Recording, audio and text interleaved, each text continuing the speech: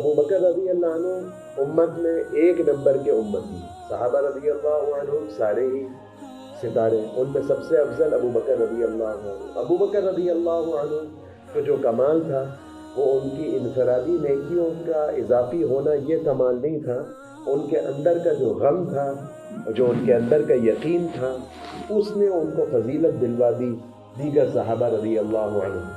اس لیے رسول اللہ صلی اللہ علیہ وسلم جب دنیا سے پردہ فرما گئے اور ایک حکم کے اندر لوگوں نے کچھ کمی کو ظاہر کرنا شروع کیا، تو حضرت ابو بکر رضی اللہ عنہ نے کیا کہا؟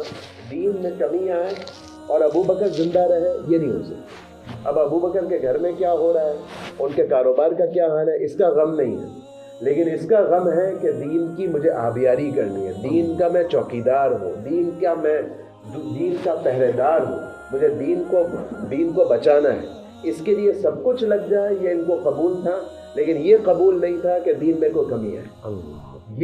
یہ ہے جذبہ جو دین کو بچائے گا، اور یہ جذبہ ہمیں اپنے اندر پیدا کرنا ہے۔ اللہ اللہ اللہ۔ بسم اللہ الرحمن الرحیم، الحمدللہ رب العالمین، والصلاة والسلام علی اشرف الانبیاء والمرسلین، محمد وآلہ وصحبہ اجمعین، اما بعد۔ یہ سچ سے متعلق احادیث ہیں، اس سے پہلے آیات ہیں، ان میں سے ایک آیت یہ ہے کہ اللہ تعالیٰ یہ فرماتے ہیں کہ اے ایمان والو، اللہ سے ڈرو، اور اللہ کا ڈر تمہارے اندر اس وقت پیدا ہوگا جب تم سچوں کے ساتھ رہو گے۔ احادیث میں حضرت عبداللہ ابن مسعود رضی اللہ عنہ سے روایت ہے کہ رسول اللہ صلی اللہ علیہ وسلم نے ارشاد فرمایا کہ سچ انسان کو نیکی کی طرف مائل کرتی ہے، اور ہر نیکی ایسی خاصیت ہے کہ وہ جنت کا راستہ دکھاتی ہے، اور آدمی سچ بولتا رہتا ہے یہاں تک کہ اللہ کے یہاں بھی اس کو سچا لکھ دیا جاتا ہے۔ اور جھوٹ ایسی مصیبت ہے کہ ہر جھوٹ آدمی کو گناہ کی طرف لے جاتا ہے، اور گناہ ایسی چیز ہے کہ وہ دوزخ کا راستہ دکھاتا ہے، اور آدمی جھوٹ بولتا رہتا ہے یہاں تک کہ اللہ کے یہاں اس کو جھوٹا لکھ دیا جاتا ہے۔ دوسری روایت ہے حضرت حسن بن علی رضی اللہ عنہما سے روایت ہے کہ انہوں نے فرمایا کہ میں نے رسول اللہ صلی اللہ علیہ وسلم کا یہ ارشاد یاد کر کے رکھا۔ یہ یاد کر کے رکھا اس لیے کہا کہ حضرت حسن بن علی رضی اللہ عنہ کا رسول اللہ صلی اللہ علیہ وسلم کا جب وصال ہوا تو حسن بن علی رضی اللہ عنہ بہت چھوٹے نابالغ بچے تھے، لیکن اس زمانے کے چھوٹے بچے بھی، جیسے یہ بچے بیٹھے ہیں ان سے بھی چھوٹے، اس زمانے کے چھوٹے بچے بھی اللہ کے نبی کی مجلس میں آ کر اللہ کے نبی کی باتوں کو توجہ سے سنتے تھے۔ ہم بڑے بھی آج کل دین کی بات کیسے سنتے ہیں وہ میں جانتا ہوں، آپ جانتے ہیں۔ تو اس لیے یہ حسن بن علی رضی اللہ عنہ کہتے ہیں کہ میں نے رسول اللہ صلی اللہ علیہ وسلم کا یہ ارشاد یاد کر کے رکھا ہے کہ اس چیز کو چھوڑ دو جو تمہیں شبے میں ڈالے، اور وہ اختیار کر لو جو بے غبار، اس لیے کہ سچ اطمینان کا سبب بنتا ہے اور جھوٹ تشویش کا باعث بنتا ہے۔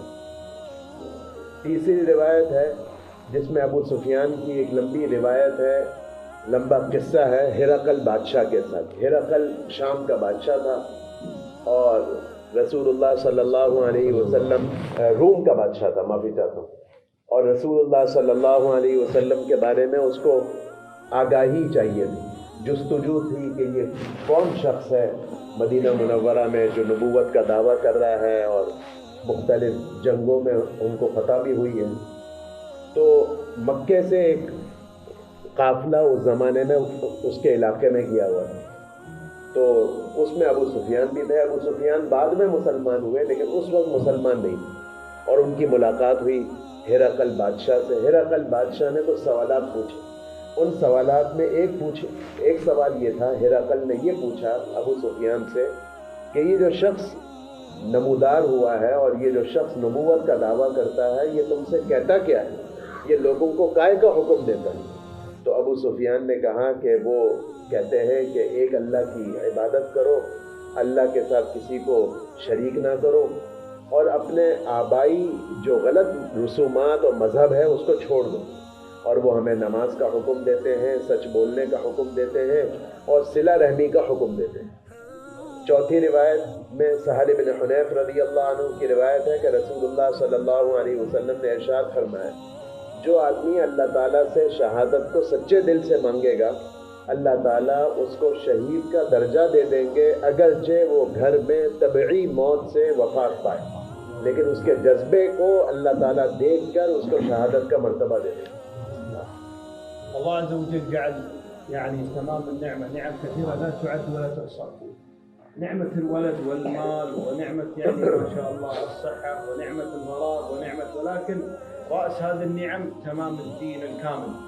تمام النعمة في حياتنا هو كمال الدين. اليوم أكملت لكم دينكم وأتممت عليكم نعمتي. الله عز وجل خلقنا وهو إله وهو يعرف حاجتنا وهو الذي دلنا عليه وأرسل علينا النبي صلى الله عليه وسلم.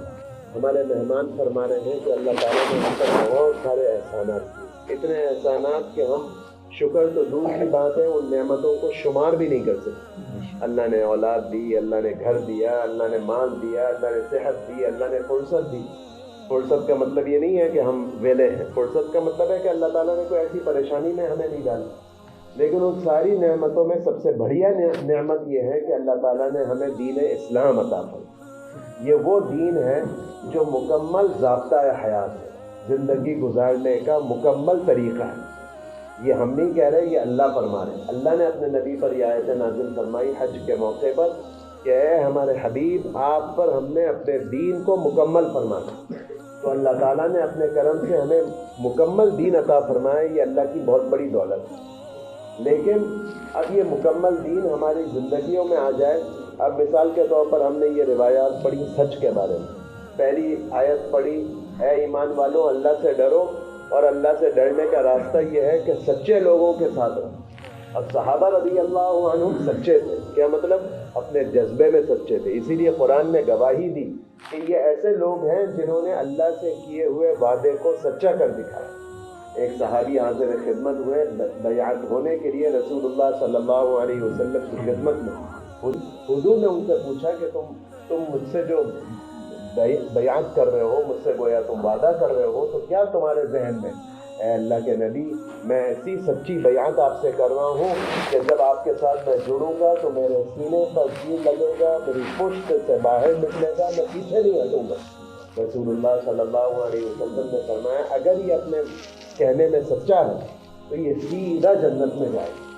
تو اس لیے یہ بہت بڑی دولت ہے۔ اس لیے حدیث میں آتا ہے کہ آدمی اپنے دوست کے مذہب پر ہوتا ہے، اور آدمی کو چاہیے کہ وہ خیال کر لے کہ اس کا اٹھنا بیٹھنا، اس کی دوستی، اس کی یاری، اس کی مجلس، اس کی محفل کن لوگوں کے ساتھ لگتی ہے۔ تو اس لیے میرے دوستوں ہم دین پر آنا چاہتے ہیں تو ہمیں دینی ماحول کو اختیار کرنا پڑے گا اور اس محنت میں اپنے آپ کو لگانا پڑے گا۔ جب اس ماحول اور محنت میں ہم اپنے آپ کو لگائیں گے تو اللہ کا وعدہ ہے کہ جو ہمیں پانے کے لیے محنت کرے گا ہم اس کے لیے راہیں کھولتے چلے جائیں گے۔ الله عز وجل يعني يبين أن الدين حاجتنا ومسؤوليتنا.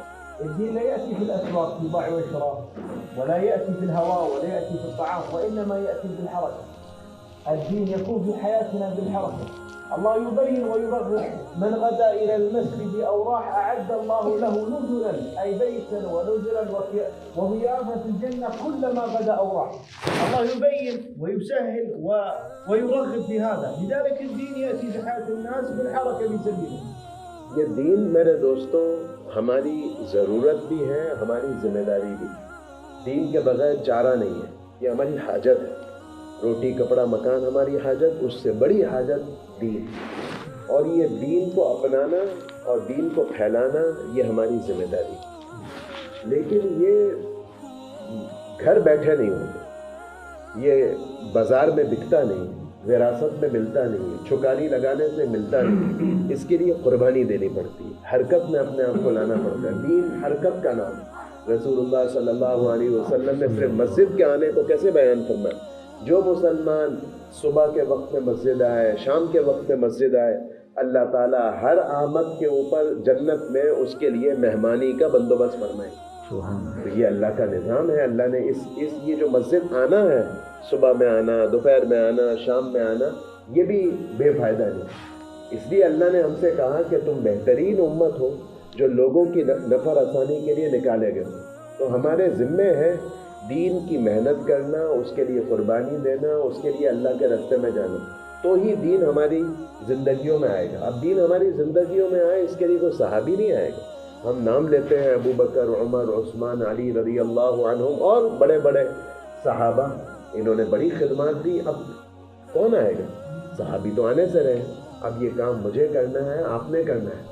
رسول اللہ صلی اللہ علیہ وسلم اپنی ذات سے تو تبوک سے آگے نہیں گئے شمال کی جانب، اور جنوب کی طرف سے طائف سے آگے نہیں تشریف لے گئے، لیکن رسول اللہ صلی اللہ علیہ وسلم کی دعا، آپ کا رونا، آپ کی گڑن، آپ کی فکر، یہ اب تک چل رہی ہے. اسی کی برکت سے، اسی کے تو خیر میں اور آپ مسلمان ہیں. رسول اللہ صلی اللہ علیہ وسلم نے یہ دین منتقل کیا.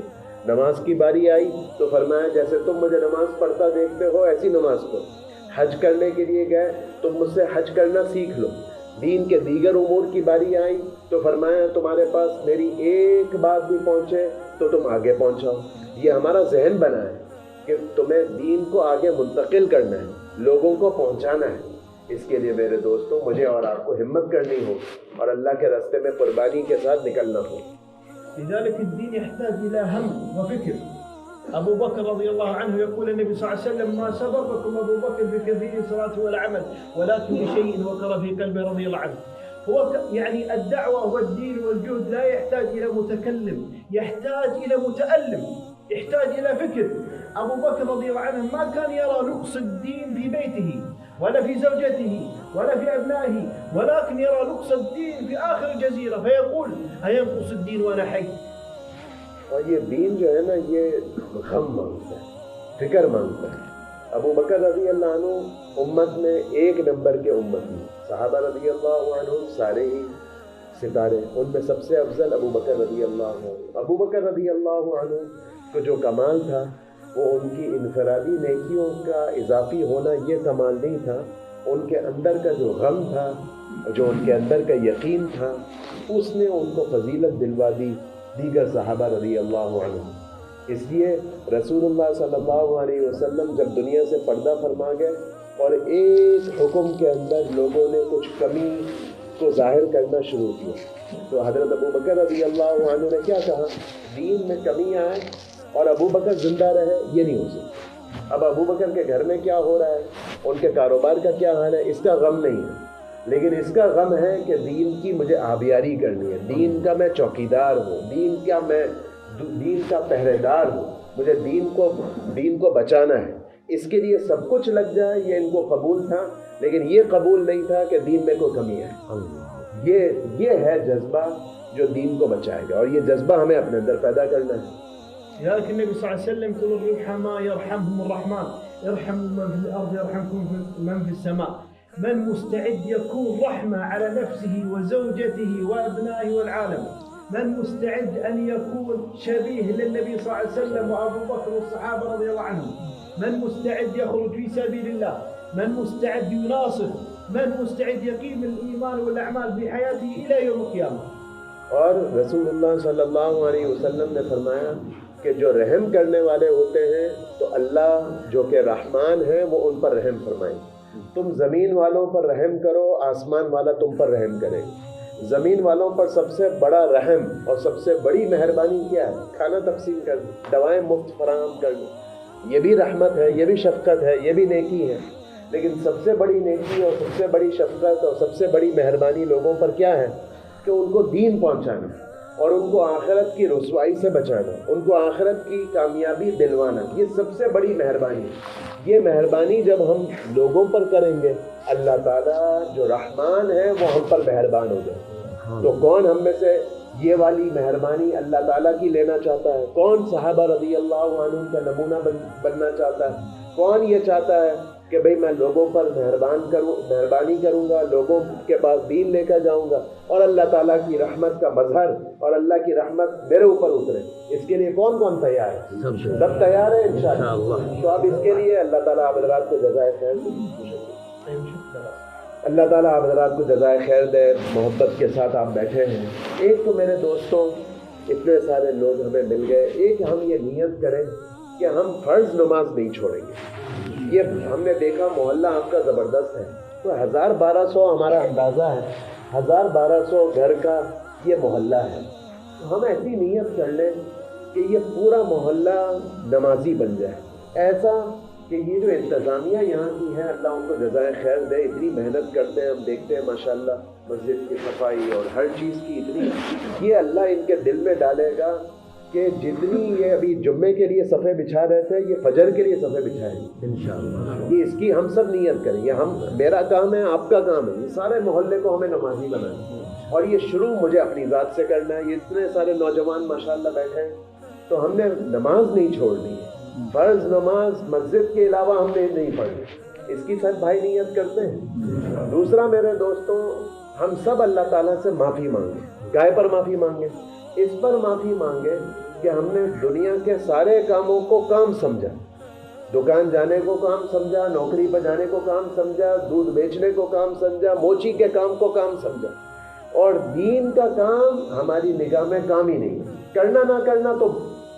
اگلی بات ہے نا، یعنی ہمارے نزدیک یہ کام ہی نہیں ہے، ہم نے دین کے کام کو کوئی حیثیت ہی نہیں دی، یہ ہم سے بہت بڑا گناہ ہوا اجتماعی طور پر۔ اس پر ہم اپنی طرف سے بھی اور ساری امت کی طرف سے ہم استغفار کریں، اللہ سے معافی مانگیں کہ اللہ ہم نے 2 ٹکے کمانے کو تو کام سمجھا اور دین کے کام کو کام ہی نہ سمجھا۔ اس پر ہم سب اللہ تعالیٰ سے معافی مانگیں۔